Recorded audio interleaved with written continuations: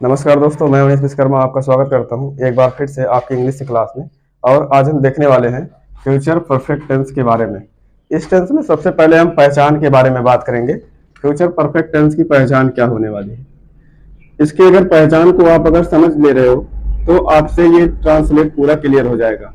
चलिए सबसे पहले पहचान के बारे में बताते हैं। इसकी पहचान जो होगी, फ्यूचर का मतलब लास्ट में आपको गा गी ये नजर आएगा, और परफेक्ट का मतलब चाहे आप चुका चुकी चुके से ले लीजिए या फिर या ये से ले लीजिए। तो इसमें क्या हो जाएगा, आप लिख सकते हो चाहे चुका होगा, फिर चुकी होगी, या फिर चुके होंगे। ये आपका इसमें मिल सकता है। इसी के अलावा जो है फ्यूचर परफेक्ट टेंस में जो होता है, चाहे आप या होगा, या होगा, या ये होगी, या फिर ये होंगे, ये भी आपसे जो है लास्ट में मिल सकता है।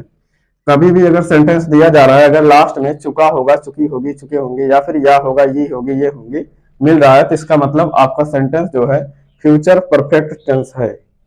अब इसके बाद हम इसके कुछ रूल के बारे में बात कर लेते हैं। इसका जो रूल लगने वाला है, इसमें नियम क्या क्या लगने वाला है उसके बारे में देखें। पहला नियम इसमें क्या कह रहा है, फ्यूचर परफेक्ट टेंस में जो होता है हेल्पिंग वर्ब के रूप में क्या प्रयोग किया जाता है ये देखना हमको। अब फ्यूचर का मतलब शैल और विल तो जरूर लगेगा, और परफेक्ट का मतलब क्या होता है हैज और हैव, हैज और हैव। अब किसके साथ क्या लगाया जाएगा वो तो पहले ही बताया गया है। जैसे आई और बी, आई और बी के साथ जो होता है शैल हैव का प्रयोग किया जाता है। आई और बी के साथ शैल हैव का प्रयोग करेंगे। सेकंड नंबर की बात करें, बाकी के साथ जैसे आपका ही हो गया, सी हो गया, इट हो गया और दे हो गया, साथ में यू हो गया। और इसी के साथ साथ किसी भी अगर हम नाउन की बात करें, किसी भी नाउन के नाम की बात करें, तो उसमें क्या हो जाएगा, उसके साथ भी हम विल हैव का प्रयोग करेंगे। तो शैल हैव और विल हैव ये फ्यूचर परफेक्ट टेंस में लगाया जाता है। अब इसमें मिला है आपको परफेक्ट टेंस। परफेक्ट टेंस से आपको थर्ड नियम को पूछना ही नहीं, लिख देना है मेन वर्ब का थर्ड फॉर्म का प्रयोग करते हैं। यानी सभी आपके परफेक्ट वाले टेंस में जो होता है मेन वर्ब के थर्ड फॉर्म का प्रयोग किया जाता है, चाहे आपका प्रेजेंट का हो, चाहे पास्ट का हो, या फिर फ्यूचर का हो। तीनों टेंस के लिए आपको मेन वर्ब के थर्ड फॉर्म का प्रयोग करना होता है। और इसमें आईएनजी वगैरह कुछ भी नहीं लगाना है, केवल आपको मेन वर्ब का थर्ड फॉर्म लगाना है। साथ ही सहायक क्रिया शैल हैव और विल हैव का प्रयोग कर देना है। अगर यहां तक क्लियर हो तो हम एग्जाम्पल की बात करें। चलिए उदाहरण का एक ले लेते हैं। सबसे पहले हम एक सिंपल सा उदाहरण लेंगे। जैसे यहां पे लिख दे रहे हैं सोहन, सोहन चाय पी लिया होगा, सोहन चाय पी लिया होगा। अगर हम इसी सेंटेंस को बोले सोहन चाय पी चुका होगा, तब भी आपका वही सेंटेंस होगा, या फिर हम बोले सोहन चाय पी लिया होगा, तब भी आपका फ्यूचर परफेक्ट टेंस ही होगा। तो इसको हम ट्रांसलेट कैसे करेंगे। ये तो है आपका सिंपल सेंटेंस, एकदम साधारण है। साधारण के लिए सबसे पहले सब्जेक्ट की आवश्यकता होती है। तो सबसे पहले हम किसको लिखेंगे, सब्जेक्ट को। तो सब्जेक्ट हमारा क्या हो जाएगा, सोहन हो जाएगा। सोहन लिख देंगे। सोहन के बाद हमको हेल्पिंग वर्ब लगाना है। हेल्पिंग वर्ब आपको दो ही बताए गए, एक शैल हैव और एक विल हैव।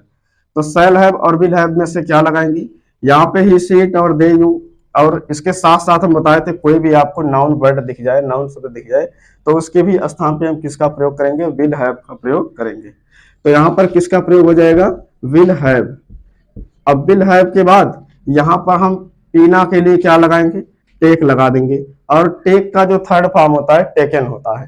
टेक का जो थर्ड फॉर्म होता है टेकन होता है, यहाँ पे हम टेकन लिख देंगे। अब टेकन के बाद क्या हो जाएगा, चाय का जो स्पेलिंग होगा टी, यहाँ पे हम टी लिख देंगे। लास्ट में फुल स्टॉप का प्रयोग करेंगे क्योंकि हमारा सेंटेंस सिंपल है। सिंपल और नेगेटिव दोनों के लिए हम जो होता है फुल स्टॉप का ही प्रयोग करते हैं लास्ट में। अब हम इसके अगर नेगेटिव की बात करें तो यहाँ पर हो जाएगा सोहन, सोहन हो जाएगा। फिर इसके बाद बिल हो जाएगा यहाँ पे। फिर यहाँ पे हम लगाएंगे नाट, नाट के बाद हैव। अब जो बिल हैव और सेल हैव है, बिल हैव और सेल हैव के बीच में ही हम नाट का प्रयोग करते हैं नेगेटिव सेंटेंस के लिए। तो यहाँ पर नाट हैव हो गया, फिर हम लिख देंगे टेकन, फिर आगे लिख देंगे टी, फुल स्टॉप लगा देंगे क्योंकि आपका ये है नेगेटिव। ये था आपका अफर्मेटिव। ये आपका अफर्मेटिव है और ये आपका नेगेटिव है। ये अफर्मेटिव है और ये नेगेटिव है। अब हम बात करते हैं इंट्रोगेटिव की। तो इंट्रोगेटिव में जो होता है दो टाइप का होता है, एक आपका एसनो टाइप इंट्रोगेटिव हो सकता है या फिर डब्ल्यूएच टाइप का इंट्रोगेटिव हो सकता है। एसनो टाइप के लिए क्या करते हैं हम, सबसे पहले हेल्पिंग वर्ब का प्रयोग करेंगे। अब सेल हैव का प्रयोग तो डायरेक्ट करना नहीं है, तो सेल करेंगे या फिर विल करेंगे। तो सबसे पहले हम यहाँ पे क्या लिख देंगे, विल लिख देंगे।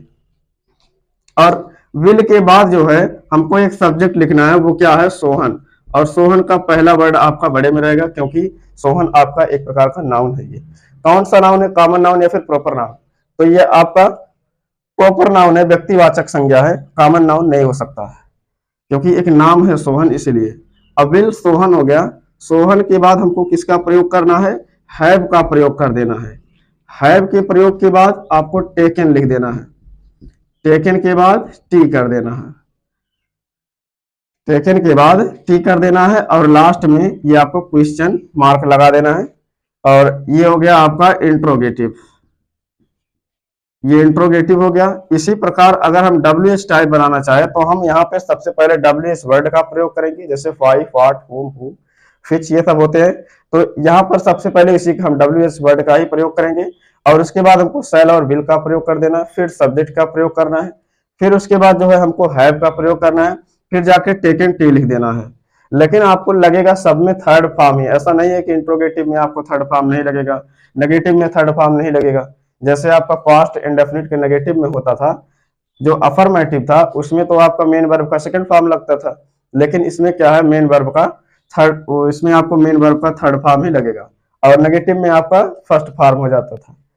तो इस प्रकार आपका फ्यूचर परफेक्ट टेंस समाप्त हुआ। अगर वीडियो अच्छा लगा हो तो वीडियो को लाइक और चैनल को सब्सक्राइब अवश्य कर देना। Thanks for watching.